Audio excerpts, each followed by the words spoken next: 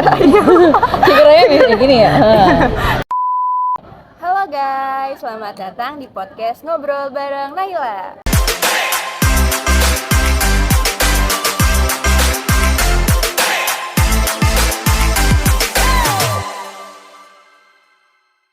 Jadi hari ini kita akan bahas tentang tema yang dekat banget nih sama kehidupan kita, yaitu globalisasi. Yap, bener banget. Di episode kali ini kita akan bahas tentang perkembangan iptek pada era globalisasi dan juga dampaknya bagi kehidupan. Hari ini aku udah kedatangan 2 orang tamu nih di sebelah aku. Boleh perkenalkan diri kalian? Halo guys, nama aku Marsyanda Valencia. Halo guys, nama gua Muhammad Sabir Ramadan. Nah, kita langsung aja guys. Mungkin dari Sabil dulu nih, menurut kamu globalisasi itu apa sih? Dan gimana proses masuknya ke ruang lingkup dunia? Globalisasi adalah suatu fenomena di mana berbagai aspek kehidupan seperti ekonomi, budaya, dan politik menjadi lebih integrasi secara global. Proses masuknya ke ruang lingkup dunia terjadi melalui interaksi antar negara, perusahaan, dan individu di seluruh dunia. Ini melibatkan pertukaran informasi, perdagangan internasional, perkembangan teknologi, dan mobilitas manusia, yang semuanya berkontribusi pada penggabungan dunia dalam berbagai aspeknya. Tadi udah kamu udah jelasin pengertian globalisasi kan ya, Bill? Tapi ada contoh-contohnya nggak sih? Ada sih, di sini ada beberapa contoh. Ya, yang pertama ada perdagangan internasional. Contohnya itu jual beli barang antar negara. Yang kedua ada teknologi informasi. Contohnya itu komunikasi global melalui internet dan medsos. Yang ketiga ada investasi asing. Perusahaan melalui multinasional beroperasi di berbagai negara. Yang keempat ada budaya populer, penyebaran film, musik, dan fashion secara global. Yang kelima ada perubahan sosial, adopsi tren gaya hidup global. Itu sih. Wah, menarik banget ya. Nah, aku boleh tanya nggak? Kamu sendiri merasakan nggak sih globalisasi di kehidupan sehari-hari?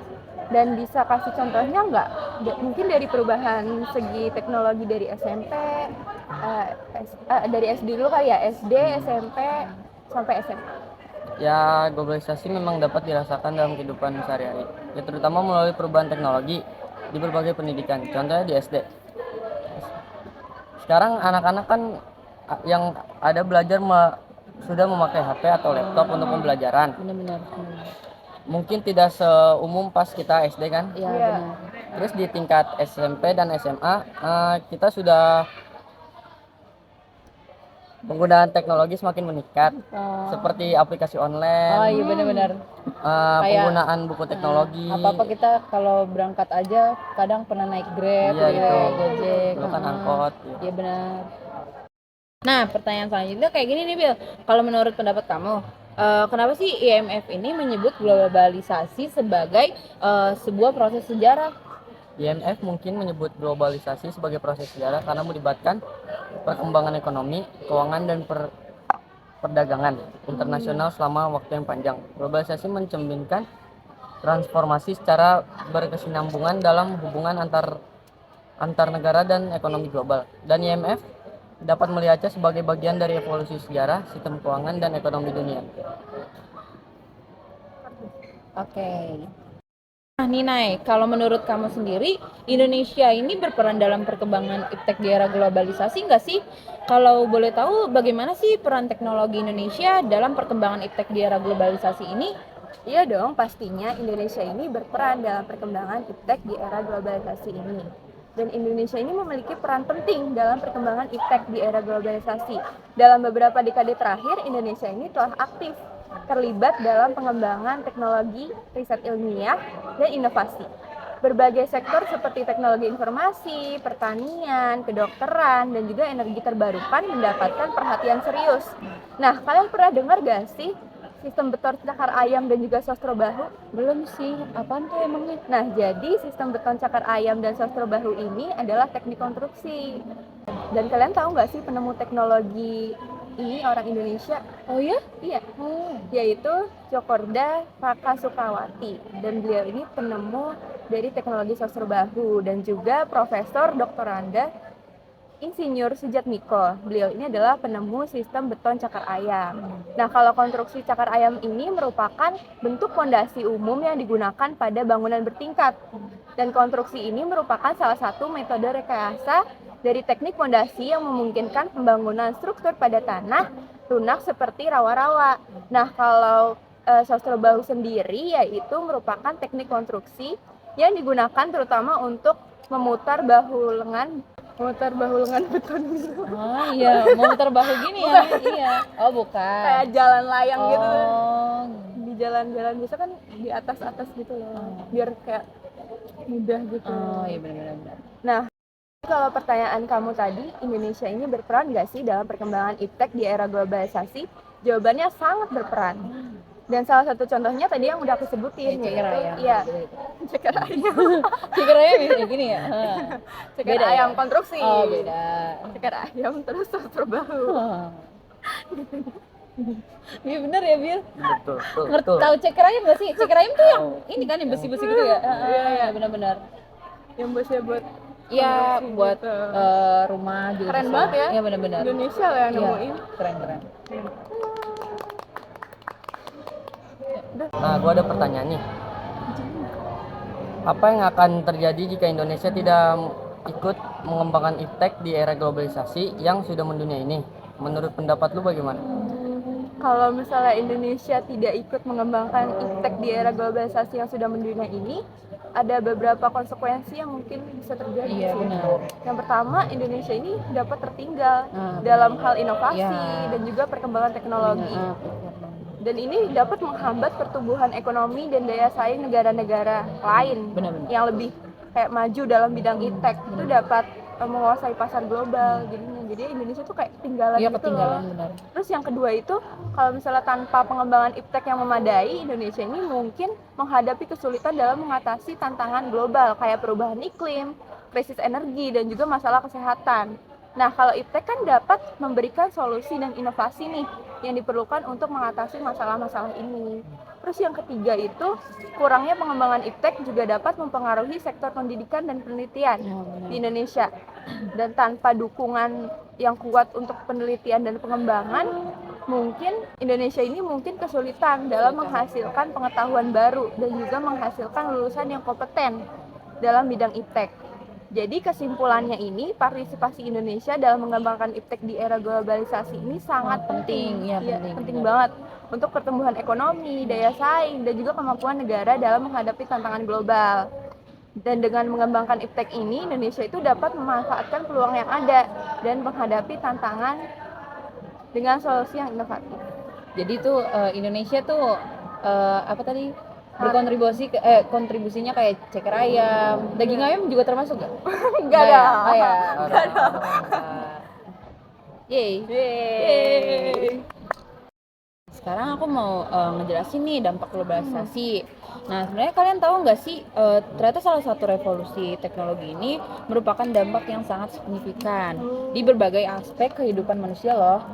Nah, jadi tuh kemajuan yang dihasilkan revolusi teknologi ini memberikan banyak kemudahan dan kenyamanan bagi kehidupan manusia. Benar gak sih? Benar. Benar banget kan? Benar banget.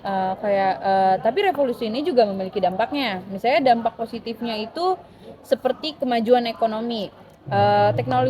Teknologi ini menghasilkan pertumbuhan ekonomi dan menciptakan lapangan kerja baru. Nah, kalau yang kedua ini dampak positifnya itu ada kemudahan komunikasi. Benar gak? Benar kan? banget. Iya, kayak sekarang aja komunikasi aja bisa lewat telepon, WhatsApp, apapun itu ya, benar kan? Ya jadi teknologi itu menjadi instan banget ya. Betul. Terus kalau yang ketiga ini kesehatan dan kesejahteraan. Jadi inovasi medis seperti teknologi pengobatan canggih, kayak misalnya pemantauan kesehatan digital, misalnya kayak di aplikasi Halodoc bisa tanya dokter langsung, bener kan? Kayak manggil dokter langsung. Iya benar. Terus kayak waktu zaman COVID tuh kayak peduli lindungi nggak sih, ya kan? Kayak cek kesehatan kita gimana. Nah, kalau yang keempat ini akses informasi. Jadi pengetahuan dan pendidikan memungkinkan orang untuk belajar. Kayak belajar aja tuh sekarang bisa di mana aja kan? Kayak di YouTube, Google atau di mana gitu kan ya kan? Kalau dampak negatifnya mungkin sih kayak kesenjangan digital. Karena kan bisa aja orang ada yang nggak mampu buat beli teknologi zaman sekarang kan.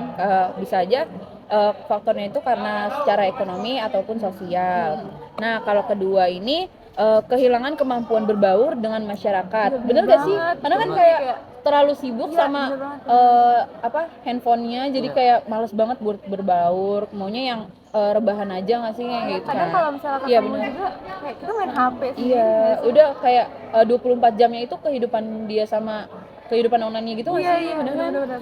Nah, kalau yang ketiga ini mungkin pengangguran struktural. Jadi AI ini dapat menggantikan pekerjaan manusia, terus meningkatkan ketidakpastian pekerjaan dan kesenjangan pendapatan.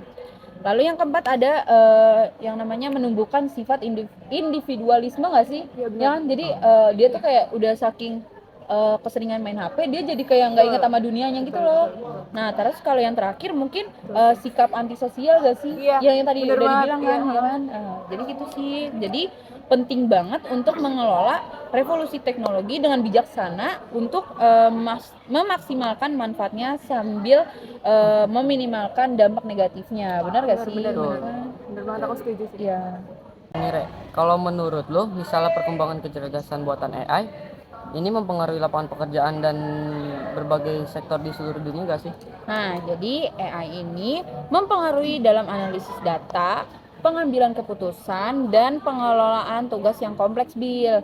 Nah, dan kecerdasan buatan AI ini memiliki dampak yang signifikan loh pada lapangan pekerjaan di berbagai sektor di seluruh dunia. Dampak utamanya seperti perubahan struktur pekerjaan. Kayak bener kan yang Bener tadi banget. udah dibilang, itu kayak misalnya kayak zaman dulu itu kayak kita tuh masih bikin kata-kata sendiri, kayak ngetik sendiri gitu. Tapi kan kalau yang zaman sekarang tuh kayak bisa aja kayak contohnya kayak ChatGPT gak ChatGPT, sih? benar Iya. banget. Kayak anak zaman sekarang tuh emang rata-rata Iya. menggunakan ChatGPT, orang pekerja juga kayak gitu kan. Jadi tuh kalau pakai ChatGPT ini kayak langsung plong gitu nggak sih, kayak Iya, tuh. jadi nggak perlu buat kata-kata udah dibikinin sama Iya. AI-nya ini. Nah terus dampak kecerdasan buatan AI ini terhadap lapangan pekerjaan bervariasi tergantung pada sektornya seperti wilayah geografisnya dan faktor-faktor lainnya. Penting juga buat kita dan organisasi lainnya untuk beradaptasi dengan perubahan ini dengan meningkatkan keterampilan dan fleksibilitas mereka. Re, aku mau nanya dong, kalau menurut kamu perkembangan teknologi informasi dan komunikasi atau TIK ya, TIK, Ya. itu mempengaruhi keamanan cyber dan privasi individu dalam konteks globalisasi nggak sih? Jadi gini, seiring dengan kemajuannya TIK ini, risiko keamanan cyber seperti serangan virus pada teknologi, terus peretasan data dan pencurian identitas semakin meningkat. Karena kan kayak apa-apa tuh serba bisa dihack gitu-gitu nggak sih Kak? Karena udah Iya. Bener banget. udah berkembang banget kayak teknologi ini tuh semakin canggih, jadi orang gampang kayak ngehack buat tinggal gini.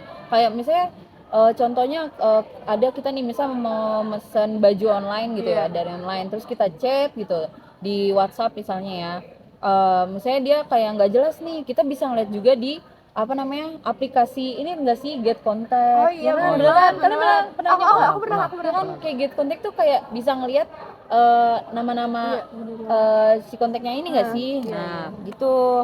Terus apa ya, globalisasi juga memperkuat interkoneksi antar negara dan perusahaan, sehingga memperluas rentang serangan cyber dan mempersulit untuk menegakkan hukum secara internasional.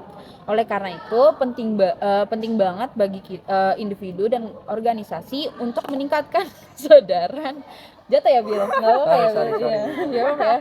Untuk ya. jadi itu kita perlu untuk meningkatkan kesadaran akan ancaman keamanan cyber dan mengimplementasikan langkah-langkah untuk melindungi privacy dan dan data mereka gitu sih menurut aku. Wah, Iya. menarik banget ya. Iya. Kita ngobrol-ngobrol santai gini, Iya. dapat pengetahuan Iya, tentang globalisasi loh. kayak tadi pengertian globalisasi Bener contohnya, terus tadi ada apa lagi? Dampak, Iya, perubahan. sama apa namanya? Ceker ayam. Iya, ceker Ada ayam sastra ya. bahu. Nah, aku baru tahu sih kalau Indonesia tuh ternyata apa ya? Menemukan Iya, berkontribusi buat perkembangan iptek ini. Aku baru tahu. Kamu baru tahu nggak, Bil? Baru. Iya kan? Bisa aja mungkin Indonesia berkontribusi lebih dari itu. Kita nggak tahu sih ya. Iya, banyak sih Iya, sebenarnya. betul, Cuman aku banyak. ngambil contoh yang mungkin Iya, ya. orang banyak belum tahu nih. Oh, iya benar. Gitu. Ya salah satunya aku sih nggak tahu, aku Iya nggak kan? tahu sih. Nah guys, segitu dulu nih kita ngobrol bareng di podcast bareng Naila. Kami tutup podcast pada episode kali ini. Don't forget to subscribe, Like, share, and comment. Hey. Dadah. Dadah. Makasih udah nonton. Bye.